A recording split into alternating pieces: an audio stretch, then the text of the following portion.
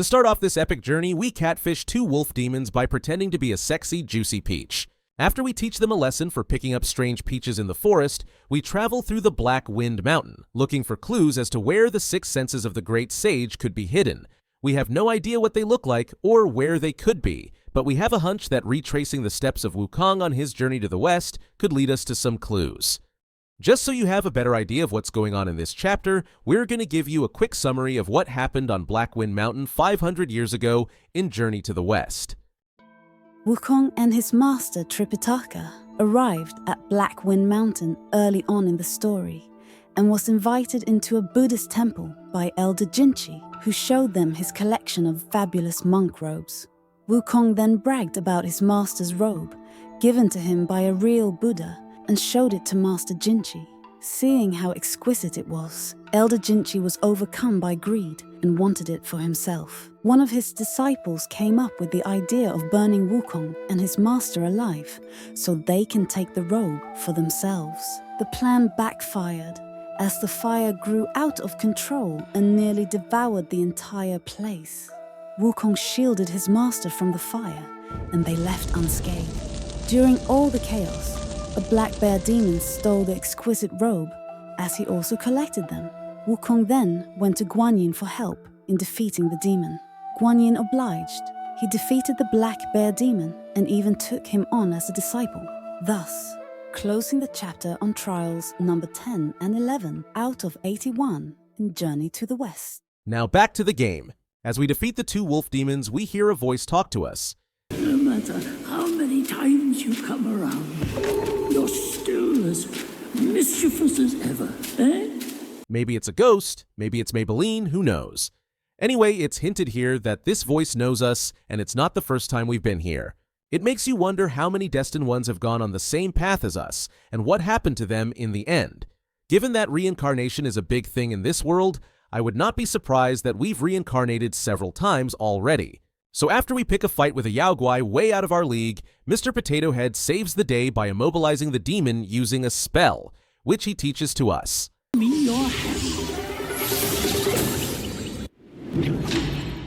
It turns out he was the one talking to us in the forest. He's a god known as Tudi Gong, meaning he's the lord of land or earth in this place, and although his title sounds powerful, he's really a low-tier god in the celestial hierarchy. He is not extremely powerful himself, but his knowledge of everything that's going on in his land could prove invaluable, as it has several times during Wukong's journey to the west.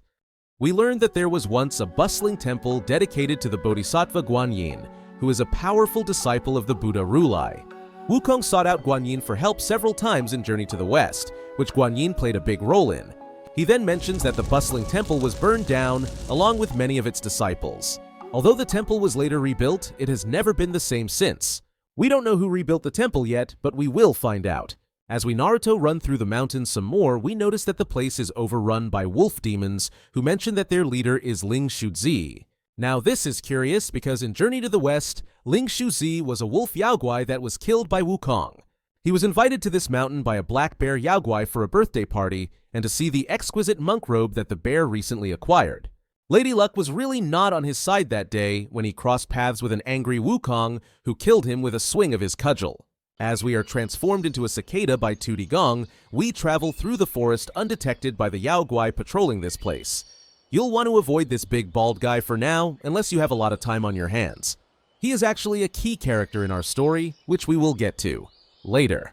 The first boss we encounter is Guangzhi, who appeared in Journey to the West as a disciple of Elder Jinchi, who came up with the idea of killing Wukong and his master. Hence, all the fire attacks. After we defeat him, we gain the ability to temporarily transform into him. Honestly, this game could be renamed Black Myth Wukong, for all the times he saved my pink butt in a boss fight. We're talking no HP, no mana, no girlfriend. Just this firewolf Chad and his burn damage. Jokes aside, he did pay dearly for his plot to kill Wukong and Tripitaka. After defeating him, you can read more about his past in the Journal of Yao Guai, where we learn that ever since Guangzhi was just a pup, he had always wanted to be a human. In order to teach him how to act more like a human, his wolf lord Lingxuzi sent him to live with Elder Jinchi. He was making good progress until the fateful night when it all came crashing down in flames, and the place he had called home was destroyed, along with his human teacher and wolf lord. He felt it was all his fault. He then took off his monk robe and human face and spent his remaining time repenting in the forest, where someone is always calling his name. Once you've leveled up a bit, you can fight the big bald guy we mentioned earlier. After you defeat the Wandering White, you find out that this is in fact the spirit of Elder Jinchi, whose physical body is actually in a hidden location. After the plot to kill Tripitaka failed, the robe he wanted disappeared and his temple was left in ruins by a fire he helped start. He could not handle the shame and loss after Wukong outed his crime, so he took his own life by ramming his head into a wall.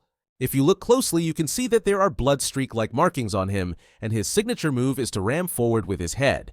The Black Bear Guai returned to this mountain after he left his service with Guanyin, and he tried to bring Elder Jinchi back to life since they were actually good friends. The truth was, the Black Bear Guai tried to save the temple the night of the fire, but seeing Tripitaka's exquisite kasaya, he decided to take the robe for himself and let the temple burn down instead. During the resurrection, Elder Jinchi's spirit was so greedy that instead of going back to his human body, his soul went inside a pile of gold and silver coins he had stashed away, giving him the form he has now. If I could sum up this chapter in one word, it would be desire. An overwhelming amount of it. Although Elder Jinchi pretended to be an enlightened monk that had cut his ties with worldly desires, it was all for show. He only cultivated what's on the surface and not what's inside. His need to wear the most prestigious monk robes was a way to show others how enlightened he was, when deep down he harbored more greed and worldly desires than anyone else. After several wrong turns and going back to where we started 10 times because maps have not been invented yet, we come face to face with a giant wolf Guai.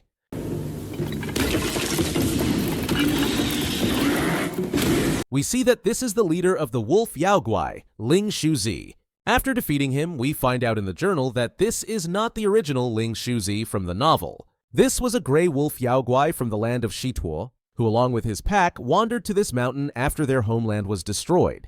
The Black Bear Guai had resurrected the original Lingxuzi along with Elder Jinchi, but after the old wolf lord realized that he would need to feed on his own kind in order to stay alive, he decided to leave rather than to continue harming his people. So the Black Bear looked for a replacement to lead the wolves. He thought the newly arrived Grey Wolf Guai would be perfect, since he was powerful and in his prime. The Black Bear Guai even named him after the old Wolf Lord, thinking it will help him rule the wolves. The followers of the old Lingxuzi were not happy with their new lord and wanted to overthrow him.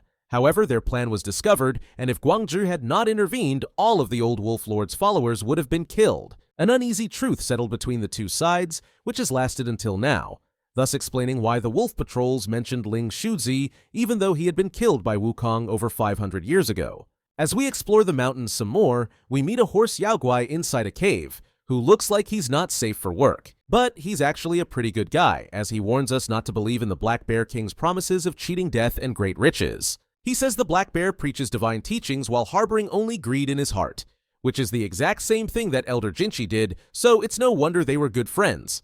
The horse Guai seems to be on a mission as well, which we will undoubtedly learn more about later on. We then meet an old Asian man calmly painting in a forest filled with powerful demons and regular demons. My years of gaming tells me he isn't a normal NPC selling herbs. He asks us if we've seen the souls of those who aren't able to pass on. He then takes our wine gourd and says it's not special enough. Just as we're about to fight him to the death like a desperate alcoholic, he puts a spell on the gourd and says we can now collect the souls of the Guai we defeat. With it, we can use their powers. Okay, so he's trying to help us. He then bids us farewell and promises we'll meet again. Now for those of you who don't know, this is actually a character from Journey to the West named Yuan Shou Cheng. He was a mortal that made extremely accurate predictions about the future. And in the novel, he famously made a bet with the Dragon King of the Jing River regarding the time, location, and amount of a rainfall. The Dragon King thought for sure he would win since he controlled the rainfall in that region. However, a messenger from the Jade Emperor ordered the Dragon King to administer the same amount of rain and in the same location and time as predicted by Yuan Shou Cheng. The Dragon King did not want to lose his bet to a mere human, but he did not want to disobey the Jade Emperor either, so he reduced the amount of rainfall by a small amount and started at a slightly different time. The Dragon King gloated that he had won the bet, but the old man said he would lose his head for this. And indeed, the Jade Emperor did sentence the Dragon King to death for disobeying him. The cascade of events that followed led to the Buddhist monk Tripitaka being called upon and sent on the journey to the west. The fact that such a powerful fortune teller is helping us on our quest tells us that something big is about to unfold. After we leave the old man, we stumble upon another cutscene. This time, we meet Guang Mou, the other significant disciple of Elder Jinchi. Although Guangzhi was the one who suggested they kill Wukong and his master, it was Guang Mou who suggested that they start a fire in order to make it look like an accident. He was a disciple sent by the old snake Guai master to act as a spy and to curry favors with the Black Bear King, as they thought Guang Zhi was sent by the old wolf lord to do the same. So as you can see, the mountain has different factions all fighting for power, with the Black Bear at the top of the food chain. This also explains why the mountain is overrun by wolf and snake Guai. During his time at the temple, Guang Mou was extremely jealous of the fact that Elder Jinchi always seemed to favor Guangzhi more. No matter how hard he tried, people didn't seem to like him. The reason, as Elder Jinchi explained, was that Guang Mou was too extreme and uncompromising in his ways. So when Guang Mou saw how much Elder Jinchi lusted after the kasaya, he felt a surge of anger. Perhaps it was because he saw the hypocrisy in Elder Jinchi, who acted as though he was enlightened when his own desires were so extreme that he was willing to kill for a piece of cloth. Guang Mou suggested they start a fire, and he made sure it would get out of control, as he blew a wind to spread the fire further and faster than intended.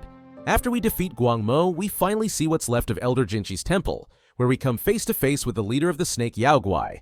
Now this is not the original snake Guai master from the novel, who was also killed by Wukong because he was a friend of the Black Bear King. The white Clad Noble is a replacement that the Black Bear found to rule the snake Guai of this mountain. I guess he wasn't good enough friends with the old snake lord to bring him back to life. After we defeat the white Clad Noble, he reveals to us that he was just a spy, sent by someone to keep an eye on the Black Bear Guai. He then leaves in a flurry of dust, but he is likely still alive. Now the plot thickens, as we wonder who had sent him, and why do they need to keep an eye on the Black Bear? As we cross a watery path, we see a group of wolf Guai surrounding the body of a gray wolf who had hung himself. After we defeat all the wolves, we realize that this was the old Lingxuzi, the one who was resurrected and then disappeared.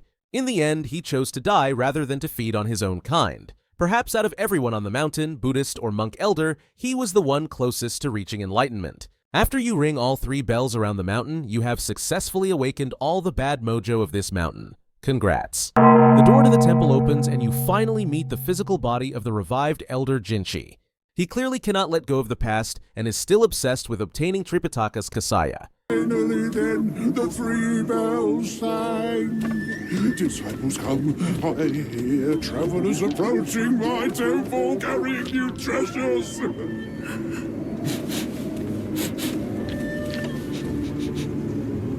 I cannot see you, but I recognize your odor.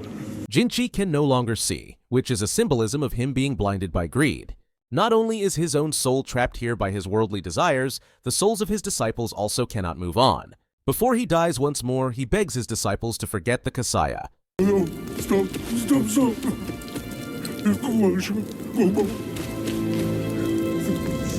The kasaya, leave it. Just leave it. Stop the fire. Maybe in the very end he realized that his obsession over material things was pointless, but it was all too late for him. Sadly, he along with his temple and disciples were as much engulfed by his greed as they were by the fire. As we finally face off against the Black Wind King, aka the Black Bear Guai, we see that he has taken on the form of a Buddhist monk. This is not surprising since the Bodhisattva Guanyin had taken him on as a disciple over 500 years ago, when Sun Wukong and Tripitaka first came by this mountain on their journey. Wukong would have killed the Black Bear Guai for stealing his master's kasaya, but was asked by Guanyin to spare him. However, it seems that Buddhist teachings did little to extinguish the bear's obsessive desires. If you transform into Guangzhi during this battle, the Black Wind King will tell you that you failed in your duty to guard the bells for your master Elder Jinchi. He boasts that the lost souls of the monks were put to rest by him, when in truth all he did was seal them away inside the temple. After bringing a deranged Elder Jinchi back to life, he trapped the elder inside the temple as well. In Buddhism, the ringing of a bell symbolizes transcendence, a release from worldly attachments, and is often used by monks to help souls move on to the afterlife. Yet, the Black Bear Guai placed 3 bells around the mountain and forbade anyone from touching them, thus twisting their purpose. So instead of setting the souls free, he trapped them on this mountain, binding them in a cycle of torment, all to fulfill his own obsession with bringing things back to the way they were. In many ways, the downfall of his friends was his own doing, as he helped cultivate the greed in Jinchi's heart. Also, if he had helped extinguish the fire that night instead of stealing the kasaya, perhaps his old friends would not have met such tragic ends. After we defeat the Black Wind King, he escapes to the top of the mountain, where we encounter him in his true form as the Black Bear Guai. A few rounds of Black Bear booty bashing later, we finally obtain the first relic, Craving Eyes, which is also known as Yan Kan Shi in Chinese. The literal translation is eyes see like, which ties into how we can greed for things we see and like. The Black Bear begs for mercy, stating that he couldn't figure out how to use the relic and didn't even want it in the first place. Although he lived and studied with Guanyin for a significant amount of time, the truth is, the Black Bear Guai has very limited potential to reach enlightenment. His greatest aspiration in life is to be the king of this mountain and to enjoy collecting treasures. Greed and other worldly desires are carved into the core of his being, so much so that the Black Bear literally represents greed for Elder Jinchi in the animation scenes. It may be nearly impossible for him to achieve true enlightenment. He tried to bring back his old friends only to have them walk the earth as wretched souls. He rebuilt the temple, but there are no true disciples in them. A text in his journal emphasizes this fact, 下士有之，不如碌碌庸人, which is translated as a fool with ambition is worse than a nobody. Meaning someone without the skills and talents necessary should not seek to accomplish a task outside of their abilities, as it could do more harm than good. The Black Bear himself was fully aware of his own limitations. In his journal, you can read about a scene where he was hesitant to accept a mission from Guanyin, stating that his abilities were too mediocre to handle such an important task. The mission is hinted to be related to the capture and downfall of Sun Wukong 500 years ago. Even when handed a powerful artifact, he couldn't figure out how to use it. The best he could do was to put it up in a tower where minor Yao Guai may pay him to see it. As much as he is a symbol of greed in this story, his desires can also be childishly simple. In the Black Bear Guai's journal, it says that he tried to give a dragon princess a beautiful sugar sculpture as a gift. It's basically a fancy lollipop. Of course, a celestial being would never see this as a suitable gift. But the Black Bear was almost childish in his innocence to think that everyone would enjoy the same simple pleasures he did. And although poorly executed, the fact that he tried to bring his friends back to life and undo all the devastation on the temple also indicates that he is not completely evil in nature. Like with so many Yao Guai in this game, you will realize that not everything is black and white. There are things you will hate about them, and there are things you will like about them. And sometimes you will feel like the bad guy for killing everybody and everything to reach your goals. Sometimes. Although greed comes up a lot, it is just a manifestation of the overall theme for this chapter, which is Jinian. It can be translated as an obsession or persistent attachment and refers to a deep, often irrational attachment to a particular idea, belief, or desire which one finds difficult to let go of. This is the opposite of the state of emptiness that Buddhists and those seeking enlightenment strive for. Like Jinian, fire is also an element that wove its way through this entire chapter. In Buddhism, greed is known as one of the three poisons, with the other two being hatred and delusion. But the three poisons go by another name, known as the three fires, which are responsible for most of our personal problems. And like fire, greed consumes and destroys everything in its path. One question for you to think about is why Guanyin would give the relic to a mediocre Yao Guai. Was she perhaps trying to help us on our mission by making it easier to take the relic? Or did she only do it to help the Buddhas gain an advantage over the Jade Emperor, whom we hate with a passion? It seems that Guanyin's actions could be seen as good or bad from our point of view. It all depends on how we think of her. These questions bring to mind a scene from Journey to the West. Guanyin had transformed into Lingxuzi in order to trick the Black Bear Guai and help Wukong defeat him. Wukong, seeing this transformation, jokingly said, "Are you a Bodhisattva Yao Guai or a Yao Guai Bodhisattva?" To which Guanyin replied, "The difference between a Buddha and Yao Guai is in a single thought. 菩萨要精，总是一念." Meaning Guanyin believes that both Yao Guai and Buddha have the potential to be good or bad, and the difference between them can be boiled down to a single thought or action. Something to keep in mind for later chapters as we meet more characters. And that wraps up Chapter 1 of Black Myth Wukong. There are some side characters such as the Frog Guai and dragons that we will talk about in a separate video since there's a lot of backstory to explain, so smash that subscribe button with your cudgel to stay updated.